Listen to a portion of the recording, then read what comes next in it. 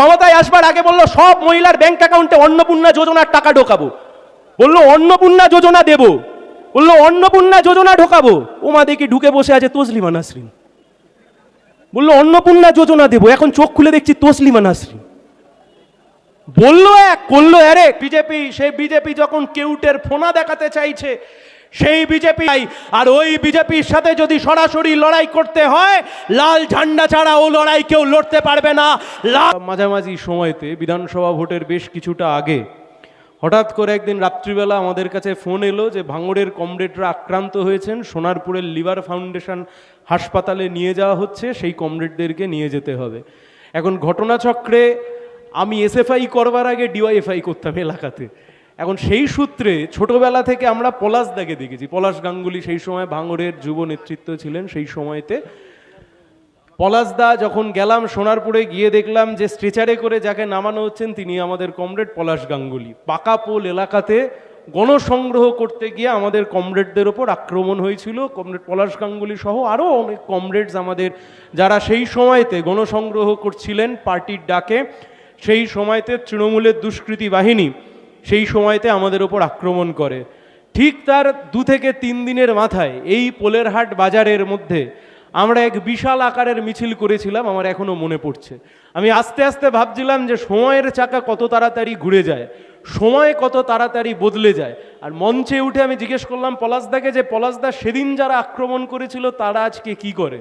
পলাশদা একটু ব্যঙ্গাত্মক সুরে বলল 2 ট্রে ডিম খাওয়ার পরে তারা এখন তৃণমূল থেকে বিজেপি করে। এখন ভালো করে যদি আপনারা দেখেন তাহলে আপনি বুঝতে পারবেন সেদিনকে যারা কাঁধে লাল ঝান্ডা নিয়ে এই ভাঙড়ের মাটিতে দাঁড়িয়ে লড়াই করছিল, আন্দোলন করছিল, আর এই 2 পয়সার কিছু চিটিংবাজ যারা তৃণমূলের নেতা কর্মী সাধারণ মানুষের জীবন হারাম করে দিয়ে কোটি কোটি টাকার তোলাবাজি করে রাজপ্রাসাদ আর স্করপিও গাড়ি নিয়ে ঘুরে সাধারণ মানুষের জীবন যন্ত্রণাকে বাড়িয়ে দিয়েছিল, সেদিন যারা লাল ঝান্ডার ওপর আক্রমণ করেছিল আজকে তারা ডিমের বাড়ি খেতে খেতে পাল্টি মেরে বিজেপি হয়ে গেছে। লাল ঝান্ডা এখনো মাথা উঁচু করে ভাঙড়ে দাঁড়িয়ে আছে, দাঁড়িয়ে থাকবে। কাদের বিরুদ্ধে লড়াই করছি আমরা? সরাসরি লড়াই। মাঝখানে কোনো কুচো ফুল নেই, মাঝখানে কোনো বেল ফুল নেই, মাঝখানে কোনো জুঁই ফুল নেই, মাঝখানে কোনো তৃণমূল নেই, ওই ঘাসের ওপর 3টে ফুল কিচ্ছু নেই। একদিকে আছে বিজেপি,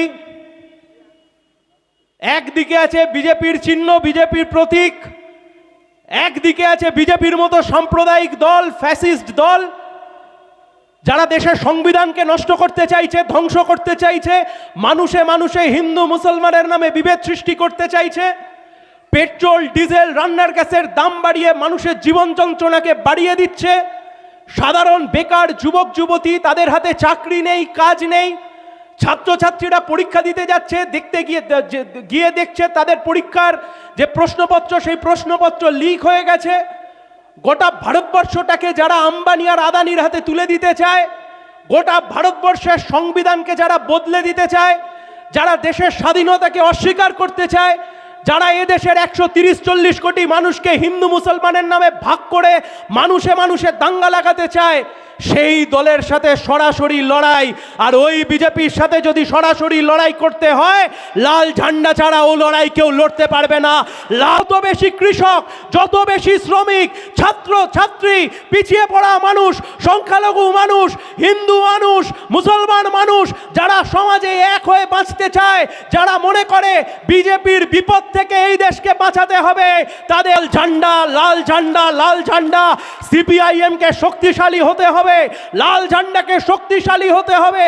লাল ঝান্ডা যত বেশি শক্তিশালী হবে, যত বেশি কৃষক, যত বেশি শ্রমিক, ছাত্র ছাত্রী, পিছিয়ে পড়া মানুষ, সংখ্যালঘু মানুষ, হিন্দু মানুষ, মুসলমান মানুষ, যারা সমাজে এক হয়ে বাঁচতে চায়, যারা মনে করে বিজেপির বিপদ থেকে এই দেশকে বাঁচাতে হবে, তাদের কাছে একটাই ঝান্ডার রং, সেই ঝান্ডার রং লাল ঝান্ডা। দলের নাম সিপিআইএম, কমিউনিস্ট পার্টি। এর বাইরে অন্য কোনো দল বিজেপির বিরুদ্ধে লড়াইতে তাদের ক্রেডিবিলিটি নিয়ে প্রশ্ন দাঁড়িয়ে যায়।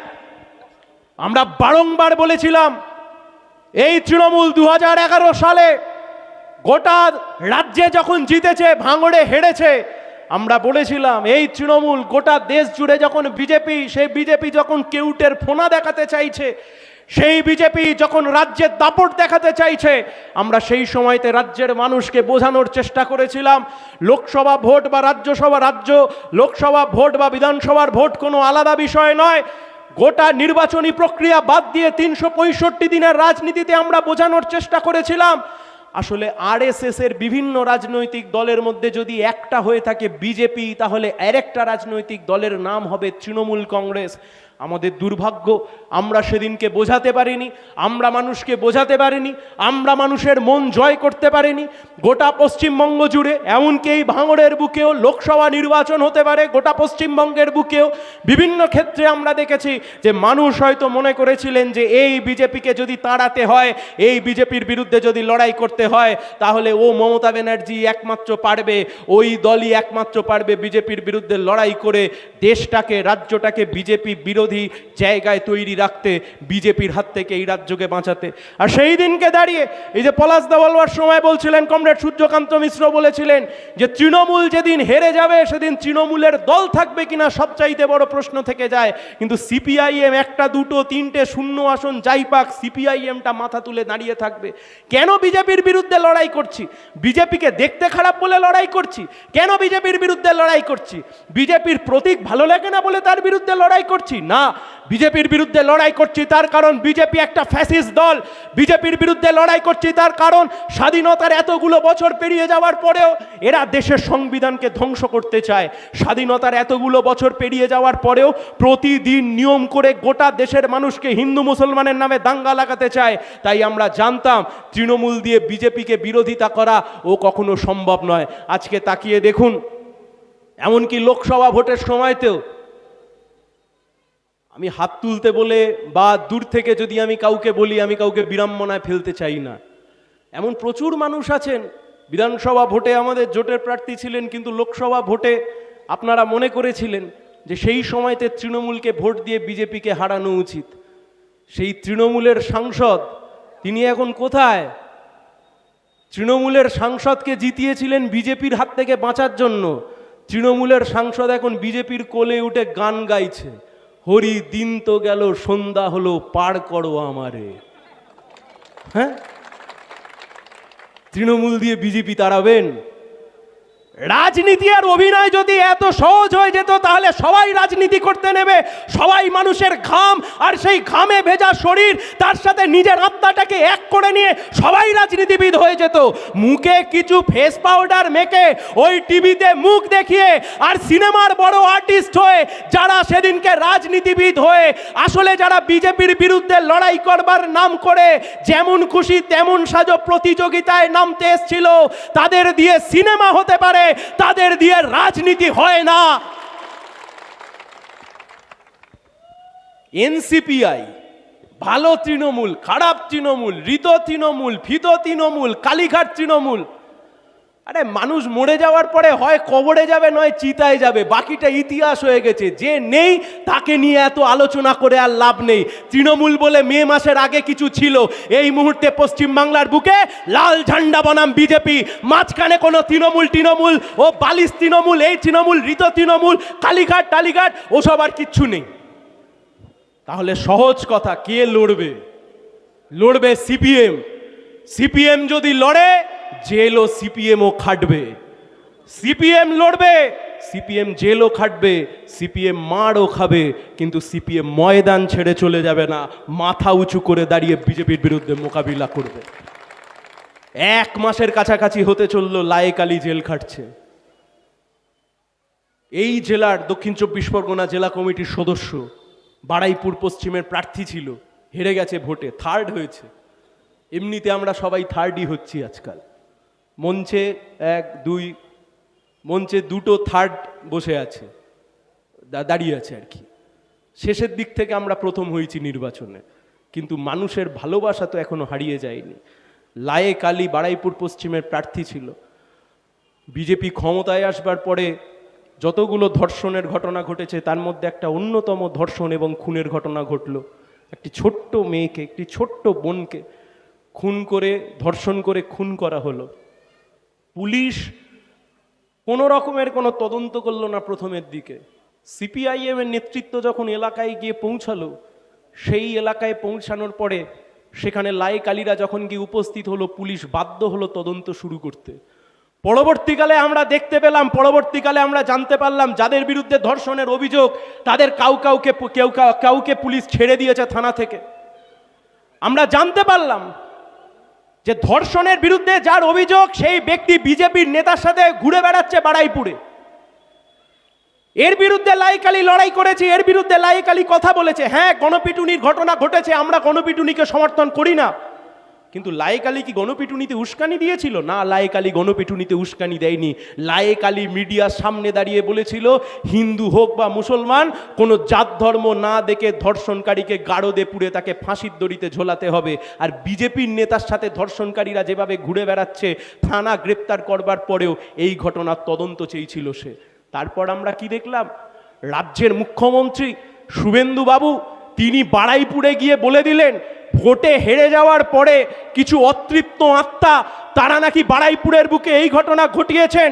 রাজ্যের মুখ্যমন্ত্রী তদন্ত শেষ হওয়ার আগেই গণপিটুনিতে যিনি খুন হয়েছেন তাকে তিনি ক্লিনচিট দিয়ে বলে দিলেন যে এই ব্যক্তি কোনো ঘটনার সাথে যুক্ত নয়, হিন্দু মুসলমান অ্যাঙ্গেল রয়েছে, সেই অ্যাঙ্গেল দেখে নাকি এই ব্যক্তিকে খুন করা হয়েছে। আসলে ওই টালির চাল থেকে যা যা বেরিয়েছে, ওই কালীঘাটের পাঠশালা থেকে যা যা বেরিয়েছে, একটা সময় দিদিমণি ছিলেন মুখ্যমন্ত্রী, পার্ক স্ট্রিটের ধর্ষণ কাণ্ডে তদন্ত হওয়ার আগেই বলেছিলেন সাজানো ঘটনা। সেই পাঠশালার প্রথম শ্রেণীর ছাত্রের নাম শুভেন্দু অধিকারী, যিনি তদন্ত শেষ হওয়ার আগেই ক্লিনচিট দিয়ে দিয়েছেন একজন ব্যক্তিকে, তিনি নিরপরাধ। আর সেই নিরপরাধের ক্লিনচিট পুলিশ সেই তদন্ত করতে গিয়ে লায়েক আলীকে গ্রেপ্তার করলো। একটা দুটো ধারা নয়, 27টা ধারায় মামলা দিয়েছে। 27টা ধারায় মামলা দিয়ে রাজ্যের পুলিশ, রাজ্যের প্রশাসন, রাজ্যের ডিআইজি, এই জেলার এসপি থেকে শুরু করে তাবড় তাবড় মাতব্বর বিজেপির নেতা, মন্ত্রী, সাংসদ, মুখ্যমন্ত্রী সবাই মিলে চ্যালেঞ্জ করেছে, এই তোমার লায়েককে আমরা ধরে গারদের মধ্যে ঢুকিয়ে দিলাম, তোমাদের যা করবার আছে করো। আর আমরা বলেছিলাম তোমরা একটা লায়েক আলীকে তোমরা একটা লায়েক আলীকে জেলের মধ্যে ঢুকিয়েছো, আমরা হাজার হাজার লায়েক আলীকে রাস্তায় নামিয়ে দেব। লায়েক আলীর মুক্তির সমর্থনে বাড়াইপুরের বুকে যে মিছিল, লাল ঝান্ডা স্রোত ভেসে গিয়েছে, বিজেপি এখনো বুঝতে পারেনি লাল ঝান্ডা কি জিনিস। বিজেপি এখনো বুঝতে পারেনি যে সিপিআইএম কি জিনিস। বিজেপি চ্যালেঞ্জ ছুড়েছে সিপিআইএমকে, সিপিআইএম সেই চ্যালেঞ্জ গ্রহণ করেছে। আর গ্রহণ করে এই পোলের হাট থেকে দাঁড়িয়ে আপনাদেরকে কথা দিয়ে যাচ্ছি, পার্টির তরফ থেকে আমরা কথা দিয়ে যাচ্ছি, আজ নয় তো কাল লায়েক আলীর মুক্তি হবে। আবার কাঁধে লাল ঝান্ডা নিয়ে অন্যায়ের বিরুদ্ধে প্রতিবাদে সোচ্চার হবে লায়েক আলী। বিজেপির বিরুদ্ধে কথা বলবে লায়েক আলী, আরএসএস এর বিরুদ্ধে কথা বলবে লায়েক আলী। বিজেপির কাছ থেকে দেশপ্রেম শিখবো আমরা। ক্ষমতায় আসবার আগে বিজেপি বলল ক্ষমতায় এলেই 450 টাকায় গ্যাস দেব। এখন 450 টাকায় গ্যাস না দিক, কিন্তু মন্ত্রীরা যে আকচার গ্যাস দিচ্ছে সেটা আমরা দেখতে পাচ্ছি। গ্যাসের দাম 450 হয়নি, কিন্তু মন্ত্রীরা হেভি গ্যাস দিচ্ছে, যা পাচ্ছে গ্যাস দিচ্ছে। ক্ষমতায় আসবার আগে বললো 450 টাকায় গ্যাস। কোথায় 450 টাকায় গ্যাস? ক্ষমতায় আসবার আগে বললো বিদ্যুতের ইউনিটের দাম কমাবো। কোথায় গেল বিদ্যুতের ইউনিটের দাম? ক্ষমতায় আসবার আগে বললো সব মহিলার ব্যাংক অ্যাকাউন্টে অন্নপূর্ণা যোজনার টাকা ঢোকাবো। বললো অন্নপূর্ণা যোজনা দেব, বললো অন্নপূর্ণা যোজনা ঢোকাবো। ওমা দেখি ঢুকে বসে আছে তসলিমা নাসরিন। বললো অন্নপূর্ণা যোজনা দেব, এখন চোখ খুলে দেখছি তসলিমা নাসরিন।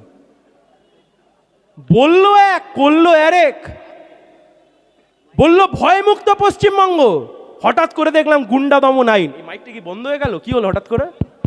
হ্যাঁ চলছে, আজান হবে, বাইরের মাইকটা বন্ধ করা হয়। ও বাইরের মাইকটা বন্ধ আছে, ঠিক আছে, 5 মিনিট পরে বা 4 মিনিট পরে যা হবে অন করে দেবে। আমি আপনাদের কাছে ভাববার জন্য অনুরোধ করছি। কাটবো একটু অপেক্ষা করো। আচ্ছা, কিছুক্ষণের জন্য মিটিংটা আমরা স্থগিত রাখলাম, 1 মিনিট 2 মিনিট।